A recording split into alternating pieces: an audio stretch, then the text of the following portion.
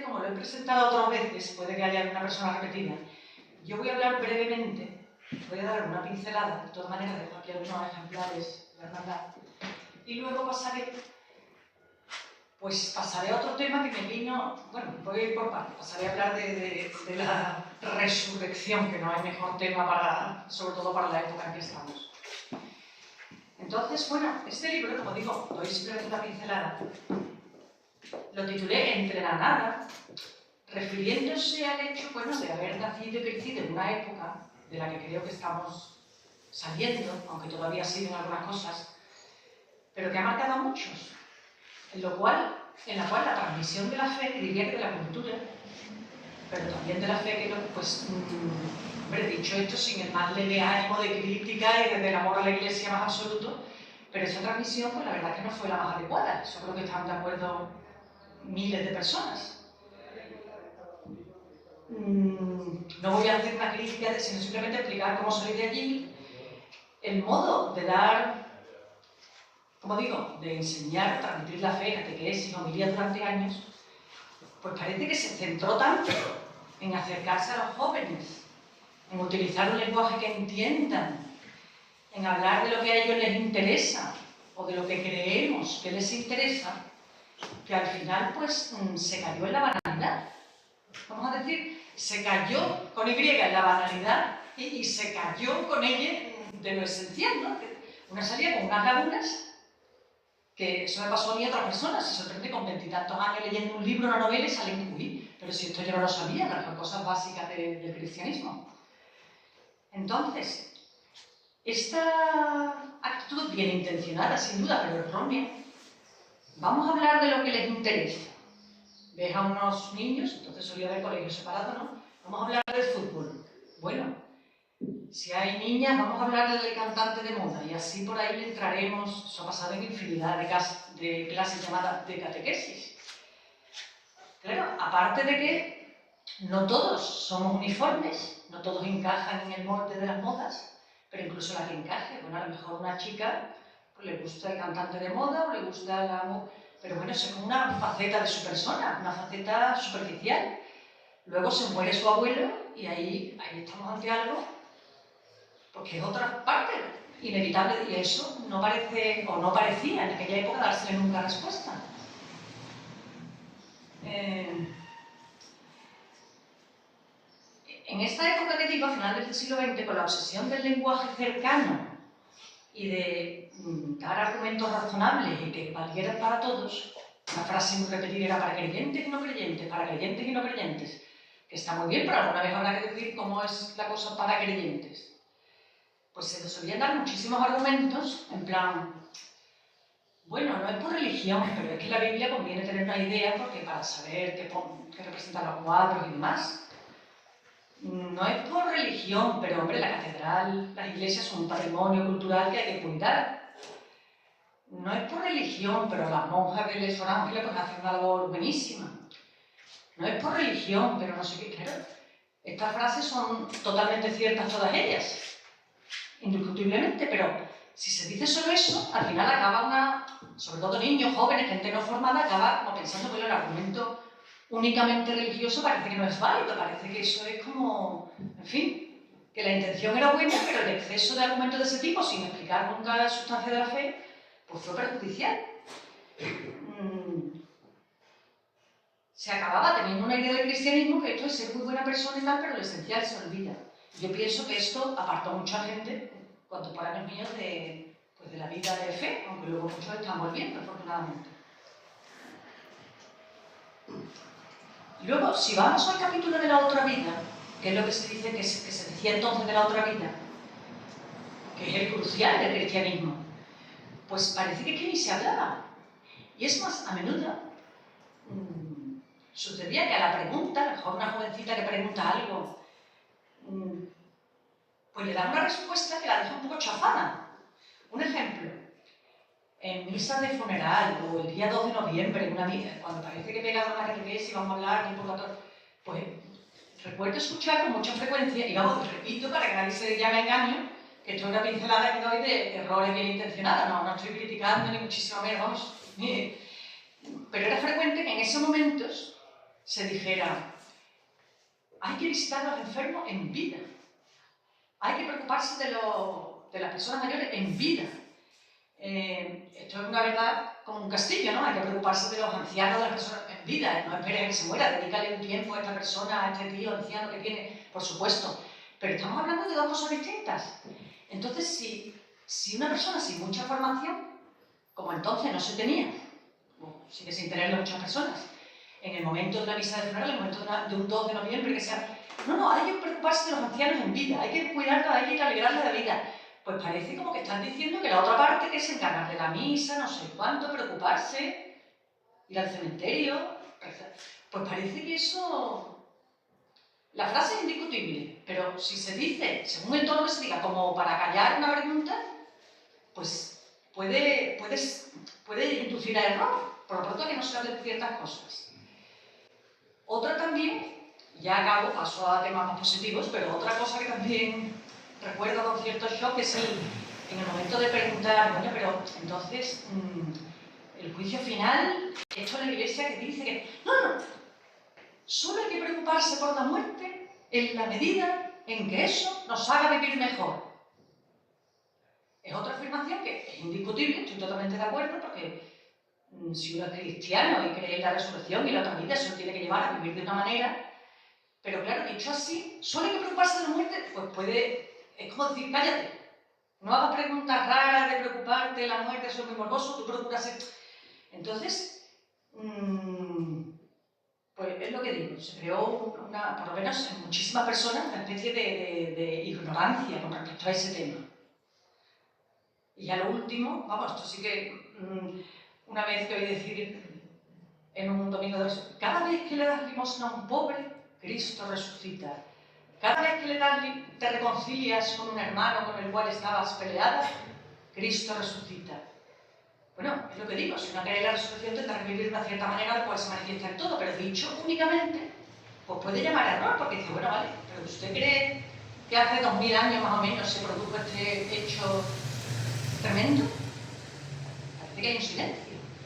Entonces yo explico aquí que salí de esto, bueno, gracias por el testimonio de Juan Pablo II, que era hoy figura indiscutible y canonizado, pero los que puedan ser mayores recordarán que era bastante criticado, sobre todo por lo que se llama mainstream, precisamente por centrarse en la fe, por hablar argumentos religiosos.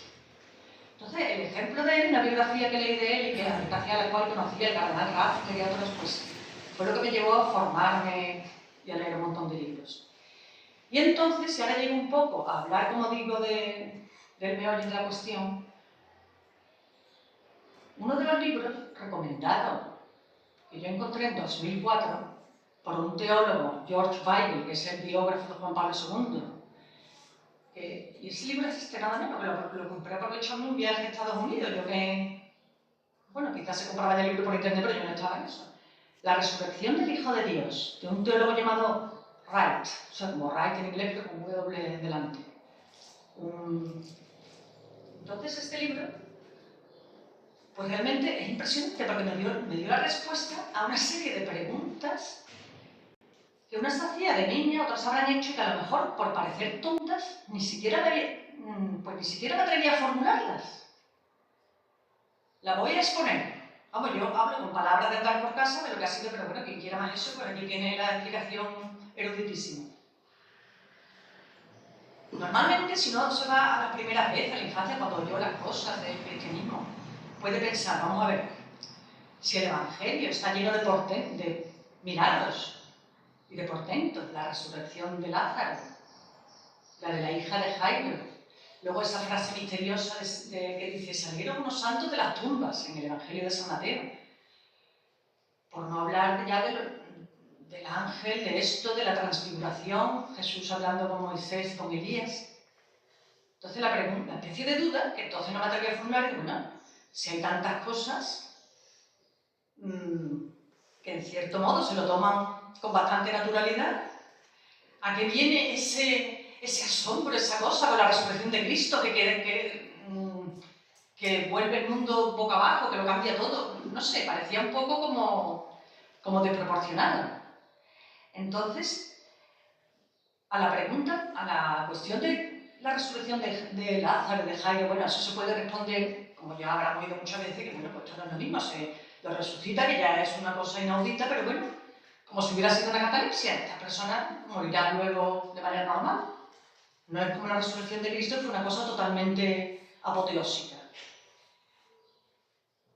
Pero bueno, la resurrección de Cristo, claro, los escépticos lo que dicen es que eso fue una visión o algo, ¿no? Una visión, una aparición, como se tienen tantas. Y es un poco lo que realmente este libro desmonta totalmente. Habréis oído decir seguramente, bueno, la respuesta está en la formación misma de la Iglesia, porque ¿cómo se pudo formar esto a partir de un puñado de hombres asustados? Pero el argumento principal de este teólogo es que ya, dice, incluso analizando los evangelios, leyéndolos atentamente, ya se ven cosas que te convencen. Entonces, este es un gran historiador, le molestaba eso de que, bueno, como sacerdote puedo tal, pero como historiador parece que hay que partir de la premisa de que la resurrección no existió. Eso parece una premisa entre historiadores, entonces él defendiéndolo. Entonces analiza aquí capítulos enteros qué significaba el concepto en el mundo antiguo, en el mundo romano, luego en el mundo judío, luego no sé. ¿Qué significaba en el mundo antiguo? Una aparición. Lo diferencia, analiza qué era una aparición, qué era una visión. Y claro, aquí se va comprendiendo la normalidad, entre comillas, de estos eventos. Porque bueno, tenemos el Antiguo Testamento, Jesús no, Dios le habla a uno, le habla a otro, a Samuel. Luego el Nuevo Testamento, el ángel, la anunciación, el ángel viene y le pasa a San José un mensaje, luego a los magos, luego Jesús conversa amigablemente con Moisés y con Elías, y todo eso, aunque sean cosas excepcionales, pero basta leerlo para ver que bueno, son excepcionales, pero el evangelista lo cuenta con mucha naturalidad, o sea, como excepcional pero normal, no le cambia, no le transforma el horizonte de su vida. No un profeta rico en prodigio, pero tan normal, entre comillas, ¿no? Incluso en el mundo, bueno, si ya vemos la historia de la Iglesia posterior, los santos, incluso hasta el día de hoy, pues las apariciones, y nosotros si lo creemos, pues ocurren, ¿no? Pero es distinto, Santa Teresa explicando, lo vi con visión intelectual. O este García Morente hablando del hecho extraordinario, no lo veía, no lo tocaba, sabía que estaba allí cuando se le apareció Jesucristo. Entonces, son apariciones que son impresionantes, pero lo de ver a Jesús resucitado tuvo que ser algo radicalmente distinto. Entonces, volviendo a la idea de que solo leyendo los evangelios se puede llegar a conclusiones, este teólogo, Wright, propone, dice, ¿se han leído ustedes? Hombre, si habla un público de creyentes, seguramente sí, pero ¿se han leído a lo mejor los evangelios uno por uno así? Lo propuso leerlo con cierta rapidez, como si fuera una novela, que aunque pueda parecer poco respetuoso, en lugar de leerlo meditando, bueno, leerlo meditando muchas veces, pero prueba a leerlo así. Y entonces, pues son cosas sorprendentes. Se me ha olvidado traer un Nuevo Testamento, pero bueno. Porque si ponemos con San Mateo, el primero, desde el principio lo que llama es densidad bíblica. No para de aludir al Antiguo Testamento. Y soy hijo de Abraham, que engendró al este, que engendró al otro, pum, pum, pum. Y el ángel le dijo a San José, bueno, el ángel no es exactamente referencia, pero continuamente, y el Belén de Judá, tú no serás la más, eso entre como dijo el profeta aquí, como dijo el profeta allí, es continuo.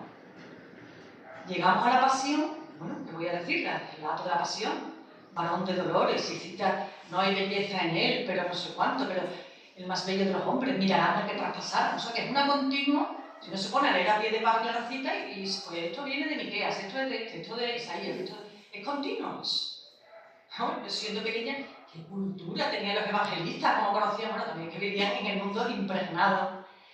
Pero quiero decir, uno va leyendo la pasión, la sepultura, y de repente llega la resurrección y el relato se vuelve totalmente desnudo. Unas mujeres llegaron, vieron, dijeron, pero no le creyó, pero sí, pero no. Llegaron dos discípulos, uno entró, otro miró, otro entró, y otro... si se mira, es que no hay ni una cita bíblica, no hay ni una referencia. A esto dijo el profeta, a esto... Pues, nadie vaya a pensar ni por lo más remoto, tan remoto que lo estoy diciendo como argumento de peso, como...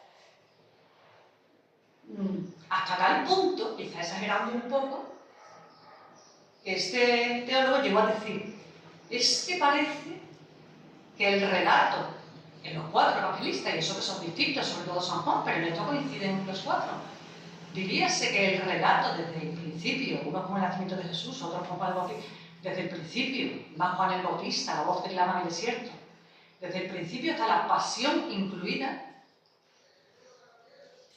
dice, parece ser como el concierto de una orquesta sinfónica, en el que todo está integrado.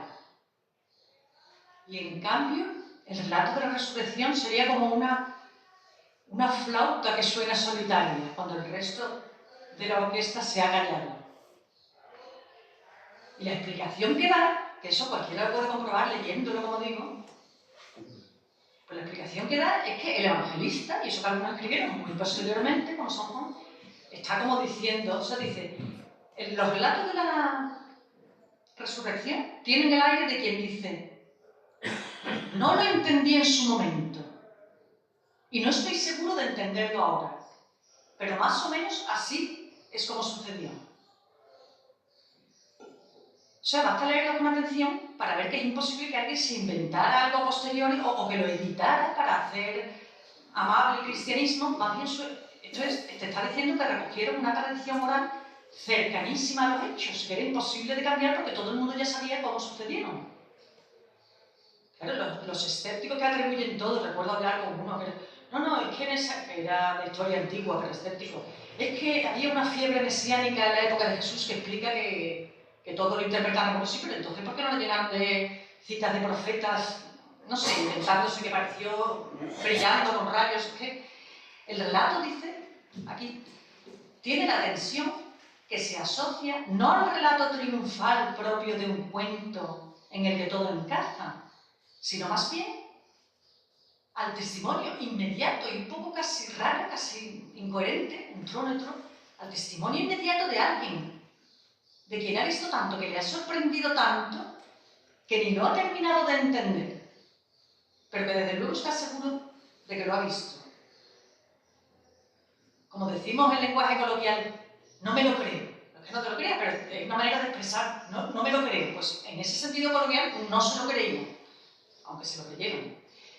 Entonces el autor habla de, bueno, esto se habrá comentado quizá, pero no deja de ser llamativo, la extraña presencia de las mujeres en la sepultura, que fueran ellas las que lo descubrieron, a cual dicen los 4, cada uno de una manera.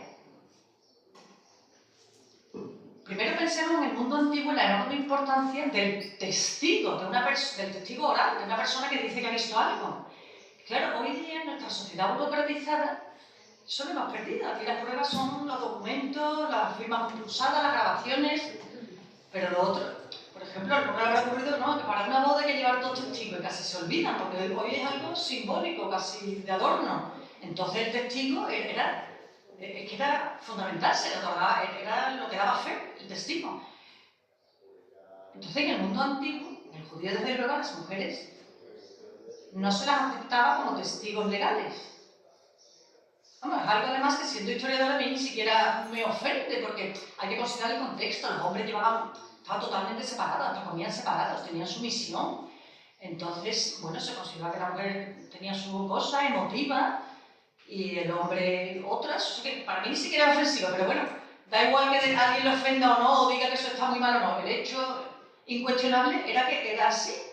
No se admitía que una mujer fuera testigo. Entonces, claro, cualquiera dice, bueno, ¿por qué las dejaron en el Evangelio? ¿Por qué no tacharon eso? Si total se trataba de convencer, podían haberlo tachado y dejarlo con Pedro y Juan, que también es verdad.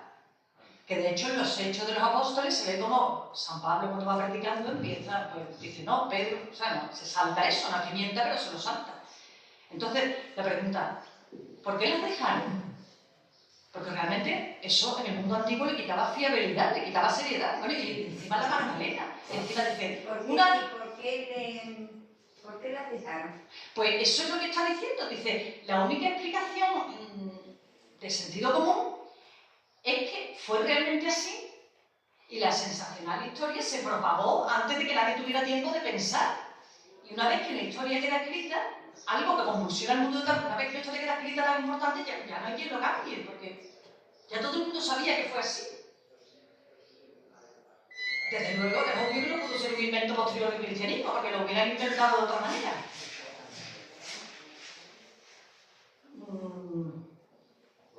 Bueno, iba a hablar de tantas cosas laterales, pero tampoco quería alargarme innecesariamente. Pero claro, una historia tan importante es que se queda, y lo que digo del testigo, bueno, dos, pero testigos son Mateo, bueno, quiero decir, testigos presenciales, los otros casi, porque discípulo de San Pablo, discípulo del otro. Pero era la primera que lo vieron y que estuvieron allí fueron ellas. Claro. Entonces esa historia se propaga, la importancia del testigo, es que una persona que dice que ha visto algo así, es obvio que está diciendo la verdad, entonces eso forma comunidades. Eso cambia el mundo. Una vez que se cambia, ¿y a quién quita eso? Todo el mundo sabía que sucedió así.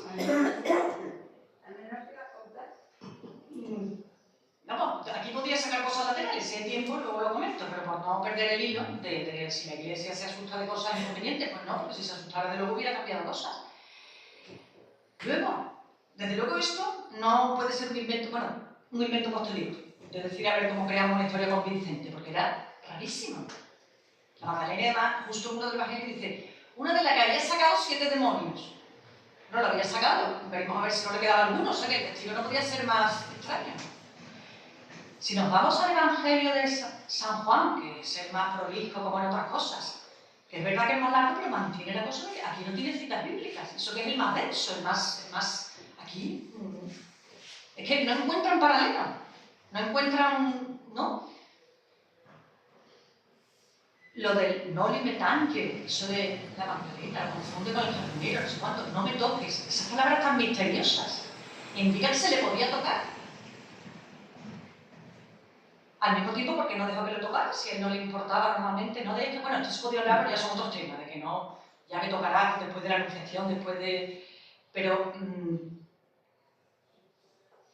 primero fue la resurrección, los episodios de esto, de lo otro, de la pesca milagrosa post-resurrección, que aquí hay otro detalle que este analiza, que dice, pescaron 153 peces y no se rompió la red. Habla de un teólogo que estuvo años investigando, ¿por qué sería esa cifra tan rara? Porque el número 7 o el número 12 o el número tal, pero este número tan raro, y por lo visto este teólogo dijo, bueno, tengo miedo de que si voy al cielo, donde espero ir, y le pregunto a San Juan por qué escribiste, me diga, porque había 153. Quiero decir que hay cosas que están porque sucedieron, no están por otro motivo. Esa misma de la pesca milagrosa, esa frase de nadie se atrevía a preguntarle quién era, sabiendo que era el Señor. Es que hay que ver qué maravillosa frase, que nada más que Dios puede... Porque nadie se atrevía a preguntarle quién era, sabiendo que era el Señor. Qué curioso. Demuestra que se queda... No sé, yo creo que no se puede reflejar mejor la cosa de un cuerpo igual, pero distinto, un asombro.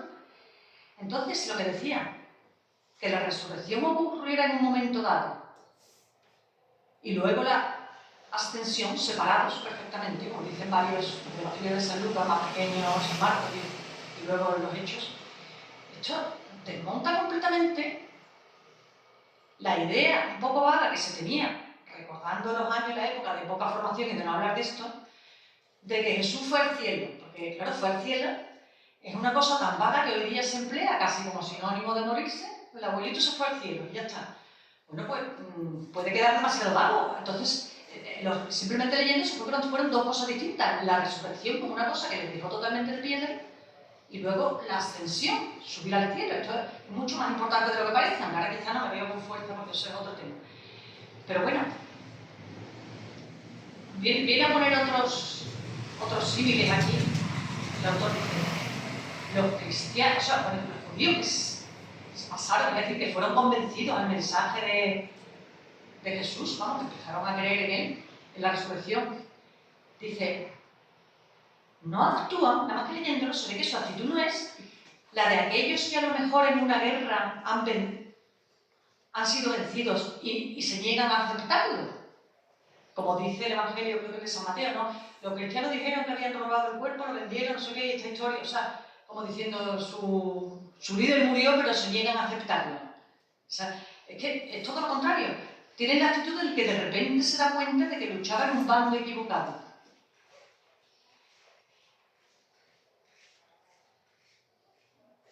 Todos los primeros cristianos estaban totalmente convencidos de este testimonio de la resurrección. Entonces fue a la vez, por un lado, el cumplimiento profético de toda la historia de Israel, pero por otro, algo nuevo para lo que nadie estaba preparado. Esto es quizá un poco el meollo de la cuestión, algo nuevo. El libro del cardenal Ratzinger menciona algo que de puro obvio, la verdad que a mí no se me había ocurrido, porque las cosas obvias a veces si no te las dicen, pues no se caen en ellas. Pero pensemos, lo que era el sábado para los judíos, que quizá para el que no profundice mucho y solo le suene el Evangelio, pues quizá esa norma, el respeto del sábado nos ha llegado desde su faceta menos amable y más fanática, ¿no? Siempre le suena a cualquier niño que no se puede curar el sábado. Le ha quedado, uy, qué norma más tonta, pero si uno se ve el Antiguo Testamento y ve el pueblo judío y la importancia del sábado, y además el invento que eso fue, porque en otros pueblos de la antigüedad no había descanso, y el esclavo hasta trabajar hasta que reventar. Eso es decir, un día a la semana, que esto es para descansan todos, tus siervos, o hay una pared rota, te aguantas. Esa idea la vemos ahora tan normal, pero eso fue una cosa fantástica, vamos, una cosa maravillosa, una cosa que demuestra, no sé, la realidad de Dios, porque solo un día para dedicarlo a Dios, que adelantándose en milenios a las necesidades del hombre, físicas, espirituales, mentales, todo, y eso tenía que ser el sábado. Entonces no veamos solo los episodios que se muestran su lado fanático, sino veamos los que lo vivían como una cosa tan sagrada, el sábado. Si a un judío de cualquier época, pero del siglo I, le dicen, no, dentro de unos años, porque una gran cantidad de judíos, pues sí se hicieron cristianos, porque gracias a todos no, y ahí quedó la división del pueblo judío, pero los primeros sí, una gran cantidad porque eran judíos. La predicación de San Pablo incluso, apóstol de los gentiles, pero él iba a la sinagoga, o sea que si alguien le dice a un judío que su día de fiesta va a cambiar de sábado a domingo, es que no se lo hubiera creído. No se lo hubiera creído. Yo prueben a leerse, bueno, esto ya llevaría más tiempo, pero a leerse el Antiguo Testamento y decir que va a cambiar. Un cambio de calendario es que es algo que no se da. Y menos, es decir, cuando estudiábamos la Revolución Francesa, recordarán que no, pusieron un nuevo calendario, cambiando la semana, los meses, lo querían. Bueno, pues todo cuajó, cortó la cabeza a los reyes, república, bueno, con una recaída, pero que todo cambió. Pero bueno, eso no cuajó, unos años después hubo volver al otro. Puedes cambiar muchas cosas, puedes acabar, pero un calendario, como le vas a decir a la persona que el lunes, es que eso no cuaja. Bueno, pues en el mundo antiguo cuajó la cosa más incomprensible. Es decir, las mismas personas judías que el domingo no podían, el sábado no podían ir a la tumba, una cosa urgente, porque el Ratzinger lo pone como prueba de la resurrección de Jesús, y es que claro, que no ha tenido nunca ni una visión, en el sentido de visión, pues a lo mejor le cuesta trabajo ver la diferencia, pero lo que digo, solo con leyendo el texto se ve, solo hay que ver eso. Jesús conversando con Moisés y Elías, muy asombroso, pero también tan normal, y en cambio ve esto y se le cambia el mundo. Entonces, los primeros cristianos estaban totalmente convencidos de que Cristo había resucitado. Tengo aquí, por ejemplo, un detalle, lo habla aquí de San Ireneo, santo que me resulta simpático porque es de Lyon, del siglo II, inmediatísimo lo ha hecho, discípulo de San Policarpo, que lo había sido del propio San Juan. Entonces, en pleno siglo II, con persecuciones, con sus fieles yendo a los leones y tal, o sea, pues escribió muchísimo sobre si resucita la carne y la sangre, diciendo, no resucitará, aunque se dice la carne y la sangre no heredará el reino de Dios, pero esto quiere decir que no hay que vivir según la carne, pero la carne, bueno, total, a lo mejor una persona contemporánea diría, ¿para qué se entretenía con estas cosas? Tenían unos problemas tan graves que los estaban matando a sus propios, los estaban... Bueno, pues que todo tenía lógica, él los estaba... Aquí dice, sus escritos eran para equipar a sus fieles para la dificilísima tarea que tenían delante, de ser testigos de Cristo. Bueno, se podía hablar muchísimo de tantas cosas. Pero ahora nos vamos al siglo XX, no ya al XXI, sino al XX. Tengo aquí un pequeño libro que encontré de Julián Marías, que lo escribió 6 años antes, o sea, en 1999, La perspectiva cristiana. Es conmovedor porque este filósofo, bueno, siempre tuvo gran fe, pero se fue aumentando con los años. Al contrario de otra persona que deja que se enfríe con los años, se intensificó. Y entonces, él dice, bueno, no hace falta que lo diga él, porque todo el mundo lo sabe, pero en fin, dice, a lo largo de 2 milenios había un dramatismo de la vida humana, salvación o condenación, y eso se percibe en todas partes. Es que no digo que haya que irse a leer el libro de Santos, es que yo que leo la novela, por ejemplo, de Alejandro Dumas, Los tres mosqueteros, pues ahí sale, salvación o condenación, lo más horrible que encuentran es fingir que uno es sacerdote para darle la solución a uno sin dársela, es decir, la idea de salvación y condenación está presente en todo en la literatura, es una tensión. Uno podía tener vida disoluta, ¿no? O el propio don, vida disoluta, bueno, pero contando con que Juan Largo me lo fía ya, me arrepentiré, ya me confesaré, pero esa idea era vigente. Y dice Julián Marías, en los últimos tiempos se ha debilitado extraordinariamente la conciencia de ese dramático desenlace. Y la desaparición de ese horizonte dramático, de la convicción de que está en juego la totalidad del destino personal, ha atenuado increíblemente la expectativa de la vida perdurable. Ha hecho que innumerables personas se desentiendan y admiten que con la muerte biológica baja el telón. Es decir, está diciendo eso de que ya, bueno, desde el siglo XX, parece que todo el mundo va al cielo y no sé cuánto. A lo mejor alguien dirá como cosa buena, bueno, es que así se ha perdido el miedo al infierno, que la gente viviría atemorizada, porque eso no lo hemos conocido, pero bueno, nos llega por literatura, es que, bueno, a lo mejor será bueno que se haya perdido ese miedo al infierno, pero también se ha perdido la ilusión por la otra vida. Es el argumento de Julio María, al haberse perdido esa tensión, parece que se ha perdido el interés, que ya no hay miedo al infierno. Dice, bueno, a lo mejor, pero es que tampoco hay ilusión por el paraíso, porque es un tema del que no se habla. Y entonces él dice, esto lo decía en otro libro, Breve Tratado de la Ilusión, un libro muy bonito, que habla de la ilusión, que es una palabra muy española, que no existe en otros idiomas, porque en otros idiomas ilusión es como engañarse, una cosa negativa, en español es una cosa bonita. Y tiene un capítulo bonito que dice, la ilusión por la otra vida. Dice, bueno, me he saltado párrafo. En ese libro dice, ¿a qué se deberá ese desinterés? Aparte de haber perdido la cosa dramática, dice, lo atribuye, esto me hace gracia, esa pérdida del interés por la otra vida, el no pensar en ella, el no. Dice, lo atribuye al inmoderado afán de seguridad del hombre contemporáneo, que todo lo quiere tener bajo control y medido en números. La obsesión por la seguridad es cosa muy moderna. A lo largo de milenios el ser humano contaba que la vida es insegura y lo aceptaba y ya está, pero ahora es la seguridad. Y esto lo decía en el siglo XX, porque diría en el XXI. Pero la otra vida es algo que se nos escapa, ahí no podemos tener un plan de pensión, pues algo, pues venga, vamos a dejarlo. Y dice, que esto sí que es bonito, dice, ese desinterés por la otra vida también se debe, sospecho, a la escasez del amor. Es decir, a lo mejor uno dice, bueno, a lo mejor para mí no existe ni la eternidad, pero y para las personas que quieran. Él lo decía en un momento de viudedad, de desconsolada, de deseo enorme de encontrarse con su mujer en la otra vida. Pero yo ahora, si me permite una cosa así personal, desear la otra vida, si me dicen, a lo mejor en momentos de desánimo, que no lo suelo tener afortunadamente, pero a lo mejor en momentos de depresión, diciendo, bueno, a lo mejor no hay nada, me muero, no hay nada. Pero bueno, mi madre que era una santa y que tuvo una vida heroica y una fe enorme, ¿me vas a decir que ella no va a estar gozando de los deleites de allá? Es imposible, es que eso no me lo creo. O que Juan Pablo II arrastrando el cuerpo con esa fe, ¿me vas a decir que él no va a estar gozando? Que eso no me lo puedo creer, es imposible que me lo crea.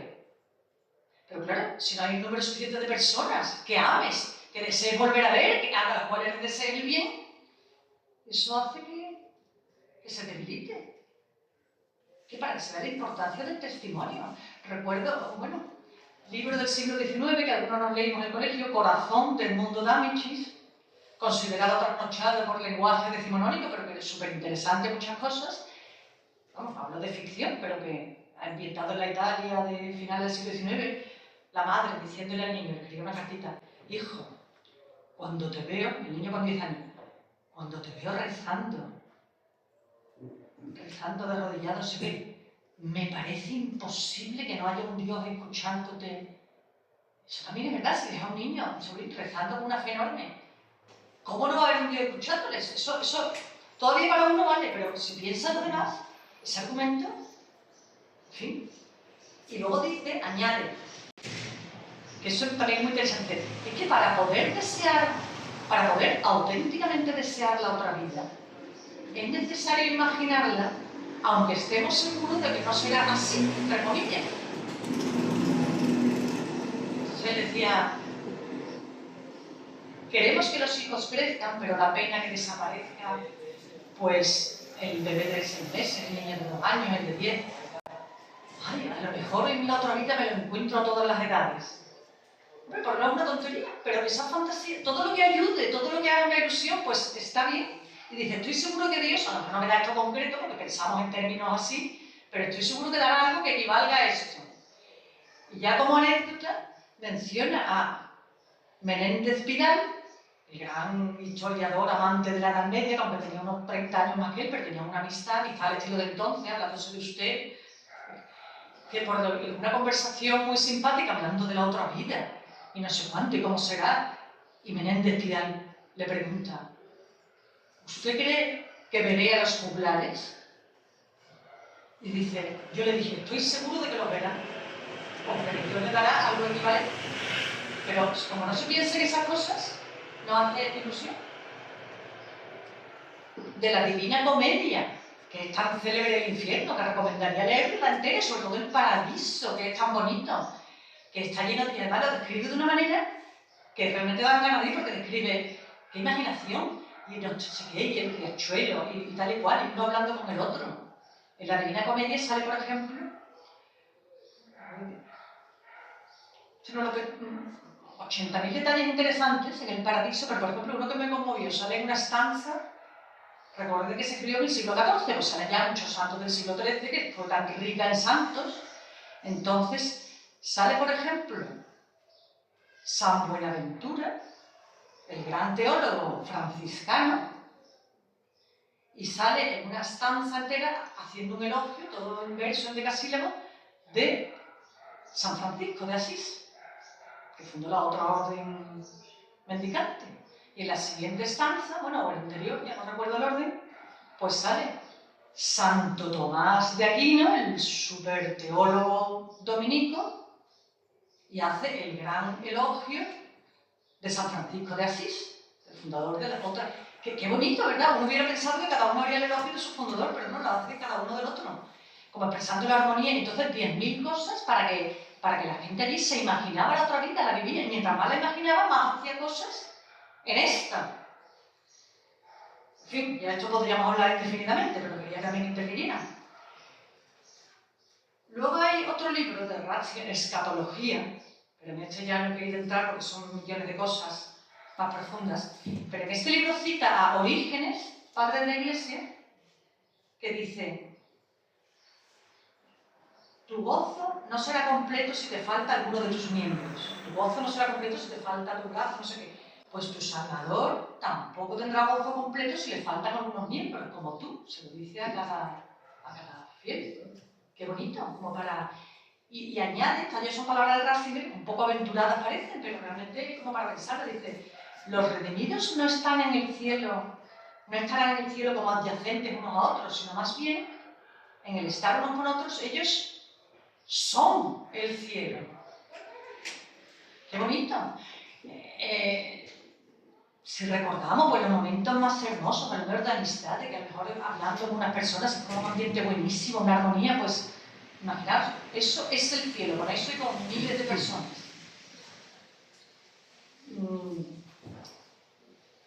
Hombre, podría seguir, pero también quería que me hiciera alguna pregunta o comentario. Pero bueno, por acabar, una simple anécdota, a lo mejor familiar, pero recuerdo a un niño, sobrino mío, como con 5 o 6 años, en el parque, como de padre súper creyente, que le repartieron todo, pero en un momento dado que por haber corrido donde pasaba el coche, ¿pero qué haces? ¿Pero qué haces? Pero es que no te das cuenta de que el coche, es que te pueden matar, pero es que te pueden matar.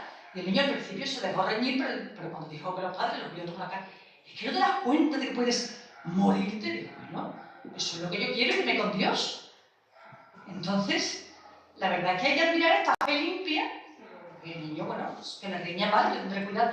Esta fe limpia de, bueno, lo que el padre le ha dicho, ¿cómo se asombran tanto? Habrá que tener una vida, habrá que contar, habrá que ser prudente, habrá que hacer proyectos, pero en el último momento no hay que tener ese miedo a la muerte. O sea, los niños, no hablar de eso, o sea, no es inadecuado, al contrario, mientras más pequeños mejor lo absorben. En fin, ya se podría hablar definidamente, pero bueno, repito un poco, porque quizá lo que más me ha impresionado, la frase que dije aquí de este libro, que dice, volviendo a lo que decía de los evangelios, la parte de la resurrección. No lo entendí en su momento y no estoy seguro de entenderlo ahora. Pero así es más o menos como sucedió. Queda tiempo, pero me gustaría que alguien me preguntara algo o comentara algo. A mí me ha parecido que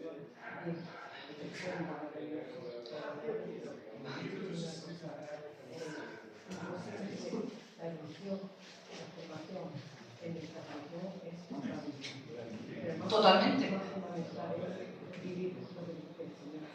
Entonces, también, consideramos la Biblia o la escritura de pasada, es que lo que pasaba es que la palabra de Dios es viva.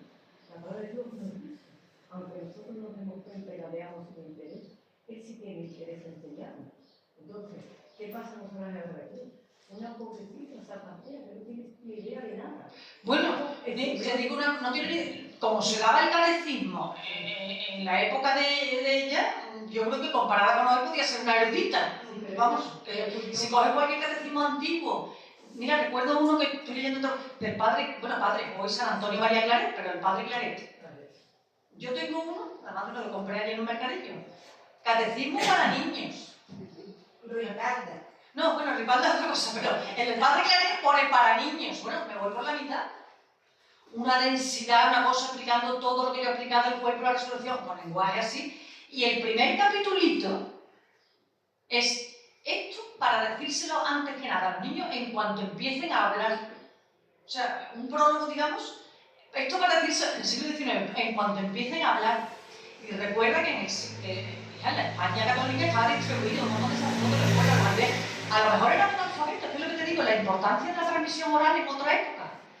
Podía ser analfabeta, pero seguro, yo estoy segura que podía ser una erudita al lado de muchos de los que estamos aquí. Y yo no sé si mi padre porque ha revelado estas cosas asumibles a los sentidos, sí, padre, así te ha parecido mejor.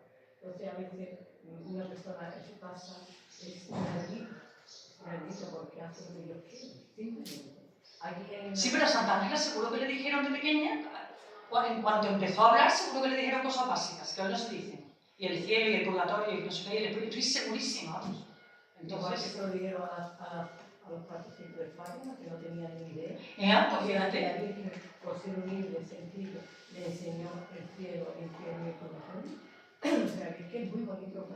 Pero fíjate, yo recientemente justo me leí que no los testimonios de esta Sor Lucía de Fátima, o sea, profundizó, y desde luego sí, analfabeta y todo, pero las cosas, bueno, clarísimas, y esto, y la cuaresma y tal, y rezaban el rosario, aunque reconoce que lo rezaban saltándoselo, ya como era niño, pero bueno, tenía la idea de rezarlo, vaya, desde tiernísima edad. Entonces, no es erudición, pero es enseñar que se... No sé, a mí me parece que lo que has dicho es fabuloso, y yo creo que hay una carencia de los dones del Espíritu Santo. No pedimos el don del temor de Dios, no es miedo a Dios, es miedo a no buscarle, a no ser como Él es, o sea, es que es bonito todo. Bueno. Sé que una persona sencilla, de erudición, es la que ama al Señor más, si le dice Padre de la vida. Pero claro, es que hay... Pero ha sido muy bonito lo que has expresado, muy bonito, pero que es que esta parte mía me puede mucho. Pero claro...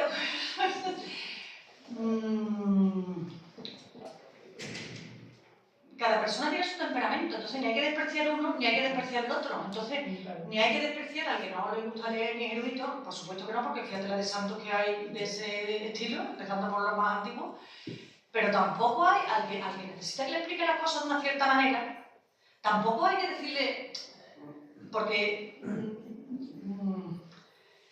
o sea, quien te hace preguntas así por internet, no, tampoco hay que decir, no, cállate, lo importante es, bueno, cada persona tiene, mira, ahora que he hablado de franciscanos y dominicos, pues recuerdo, bueno, yo era un profesor que era bastante cínico, pero profesor de historia. Pero una vez, como en historia, algo que hablar de religión, puso una demostración, bueno, no sé si la consideran mal, y que hay gente que sabe más que yo de teología, pero vino a poner un ejemplo, al hablar de los múltiples misioneros que fueron a América, franciscanos y de todas las órdenes, pero jesuitas, todo, pero bueno, refiriendo a franciscanos y dominicos, a la diferencia. Y puso un ejemplo que me hizo gracia, la verdad es que no sé hasta qué punto un teólogo dirá, pero a mí me hizo gracia. No, es que para entender la diferencia entre los franciscanos y dominicos, que ambos tienen muchas cosas en común, como son las órdenes mendicantes, que se establecieron en ciudades, que antes los monasterios estaban en el campo, y entonces, no sé, decidieron en las ciudades animar, bueno, hoy se diría de otra manera, fueron muy buenos para vivir la fe en las ciudades y pueblos. Casi todas las ciudades y pueblos de cualquier ciudad histórica europea tiene un convento de dominicos y otro de franciscanos, y otro de dominicas y otro de franciscanas, eso es una constante. Bueno, pues este profesor decía, no, es que si a un dominico le preguntan, para ver la diferencia, ¿puede Dios hacer que un círculo sea cuadrado? Pues un dominico te responderá, no, ni Dios puede porque Él ha querido que no sea posible, porque Dios ha decidido que eso no puede ser posible, con lo cual ni Dios puede. Vamos a analizar.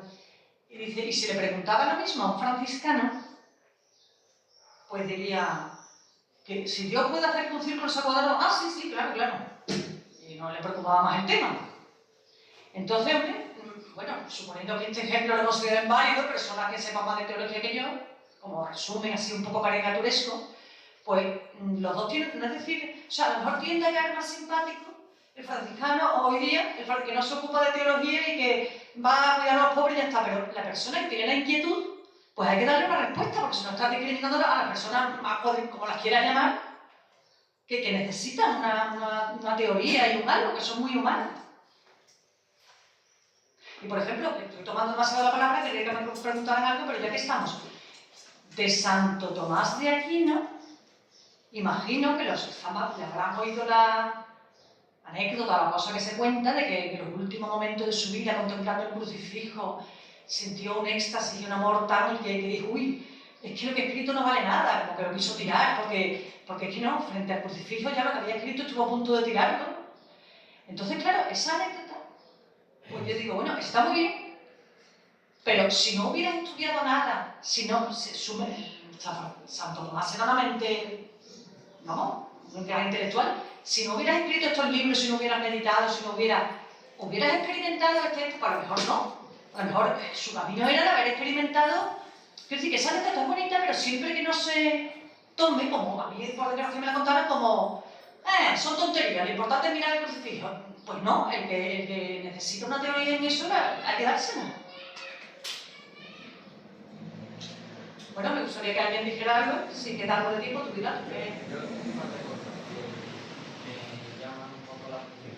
Y una de ellas, porque como ha empezado la conferencia, me ha recordado mucho a las palabras que tuvo precisamente la homilía de la Biblia Pascual de Francisco ayer en la Magdalena. Ah, caramba. Que hablaba un poco de cómo los apóstoles en un primer momento no podían creerse eso porque es que para ellos había sido un varapalo tan grande todo lo que había pasado que eran incapaces de asimilar eso por mucho que Cristo se lo hubiera estado diciendo constantemente. Sí, sí. Entonces, que en el Evangelio eso se exprese de esa forma también creo que tiene mucho que ver con esto. Y creo que tiene mucho que ver con esto en el sentido de que se tiene que explicar que toda la ley, todos los profetas se cumplen en Cristo, en la vida de Cristo, pero cuando llega el momento de la resurrección, esto ya es, como tú bien has dicho, una cosa nueva y una cosa... Entonces, no se necesita realmente tampoco más. Pues sí, pues me encanta de que esto se diga, sí, me encanta. Me ha casado mucho una cosa con la otra, me ha sido muy complementario y creo que me ha dado mucha claridad para entenderlo, porque al final una cosa que a nosotros mismos creo que hoy en día nos cuesta mucho entender la resurrección de Cristo en aquel momento y la vivencia de Cristo resucitado hoy en día. Sí, es que no hay que dar nada por sentado, hay que admirarse, pero me encanta que se dijera eso en la homilía del día más adecuado posible, vamos. Y luego otra cosa que me llama mucho la atención, al hilo de lo que has estado diciendo, que bueno, hoy en día pues se dan muchas cosas por hechas, se dan muchas cosas por sentadas, o muchas cosas se han obviado, o muchas cosas no se han querido explicar, o se ha querido hablar. Eso es lo que voy a hablar de lo que creo que les va a gustar. Yo creo que hoy en día, muchas veces, entramos en una visión demasiado bonita de la vida. Al final puede ser también tiene un peligro, porque obviar que el infierno existe, o el infierno existe, y el demonio existe, y el demonio nos tienta constantemente, y el mal existe en el mundo porque el demonio está ahí. Y totalmente. Y el pensar que todo el mundo se va a salvar, pues eso tampoco es una cosa buena, porque yo creo que, bueno, empezando por mí primero, pues tenemos nuestras faltas, tenemos nuestros pecados, tenemos nuestras culpas, tenemos nuestras tentaciones, tenemos de omisión que también... nuestras mil limitaciones, y a mí me gustaría que el día que yo parte, pues mis hijos, mis nietos, aunque sea, recen por mí, me digan mis misas y me digan mis cosas, y me alivien el paso por el purgatorio y se tengo que pasar por el purgatorio. Entonces yo pues lo hago con mis difuntos. Muy bien dicho.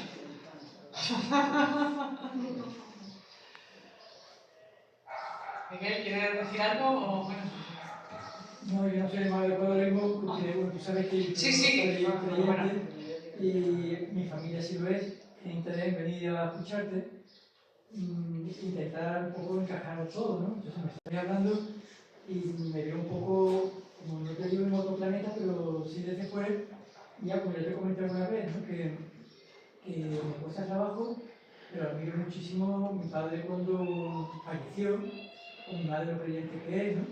Y la envidia que me dio cuando él quería estar solamente de la mano de mi madre, ¿no? Sí. Y la otra mano no tenía nadie, ¿no? No quería que ningún hijo se la boquera, porque decía que aquí tenía lo que más quería, que era mi ¡Uy, madre. qué bonito! Eso es precioso. Y que la otra mano pues, se la llevaría yo, ¿no?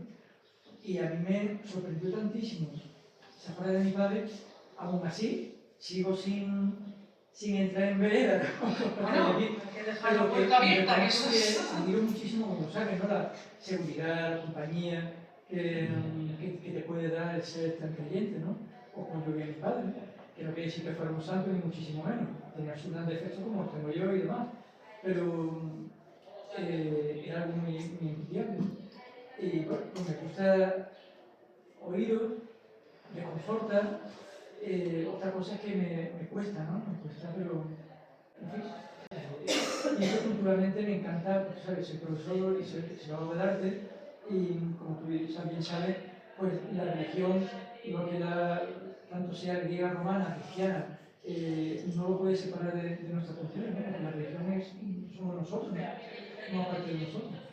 Y la tradición y la fe y todo. Entonces, pues me interesaba mucho venir aquí, ¿no? Y escucharte. Que tus artículos me encanta, se ve que son muy buenos. Hombre, ¿alguien quiere decir algo? Que el arte, como estoy pensando en los cuadros del Noli Me Tangere, lo que ha inspirado a los pintores, esa cosa de eso, y los hay flamencos que está Jesús vestido de, vamos, de jardinero con un gorrito, vamos, Noli Me Tangere.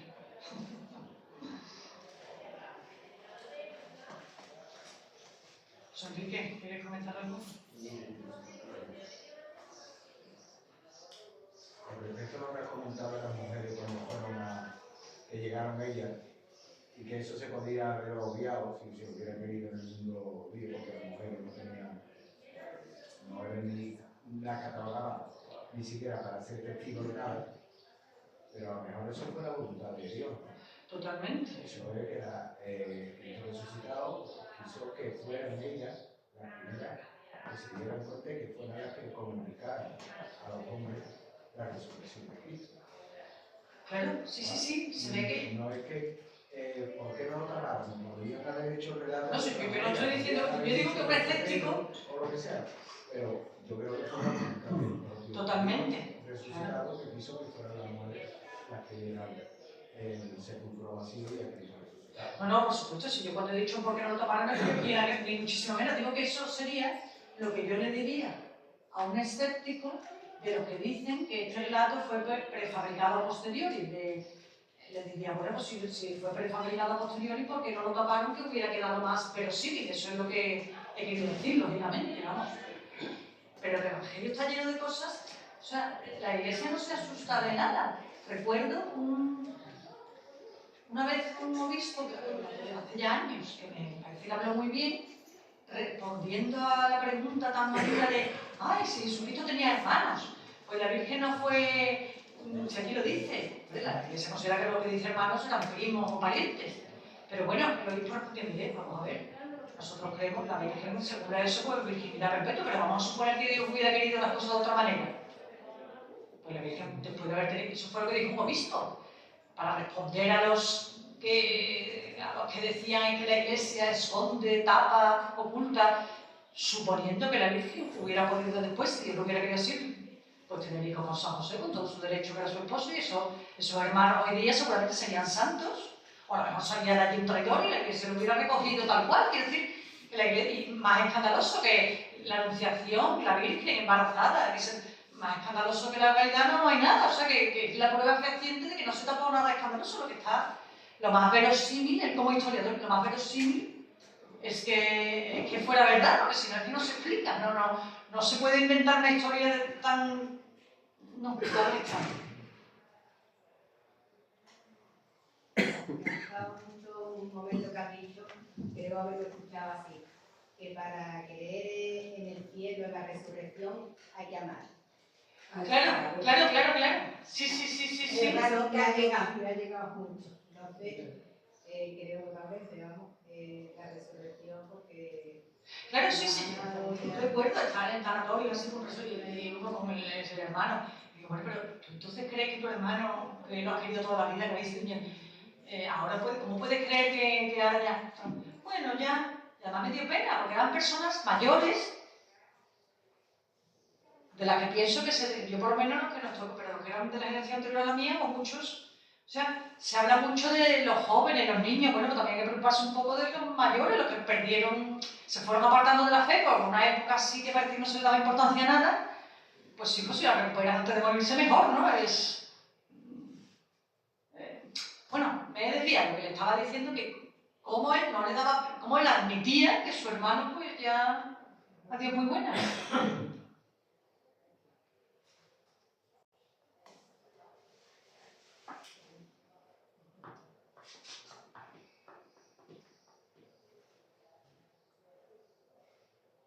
Bueno, Antonio, como tú diriges el programa, si nadie tiene una pregunta, cerramos cuando tú veas. No, bueno, darte las gracias y por esta charla. También abre la curiosidad para ver y leer tus libros.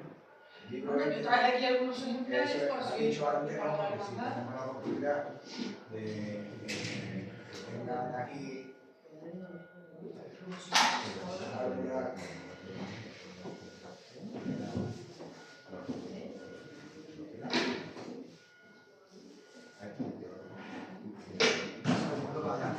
aquí a disposición de los hermanos. eso. Estos libros que lo va a dejar aquí Gloria, pues estarán en el archivo y también ahí a disposición donde esté Alejandro, a disposición de los hermanos que quieran. Y de los que no somos hermanos, pues aquí, porque aquí tiene tu casa. Y bueno, y como siempre que viene alguien a ayudarnos a informarnos y a formarnos, pues nosotros siempre... A mí no me acordaba de este detalle. Pequeños sorpresas. Lo más importante que son nuestros titulares, como tú bien sabes. Y siempre tenemos este detalle, por lo menos para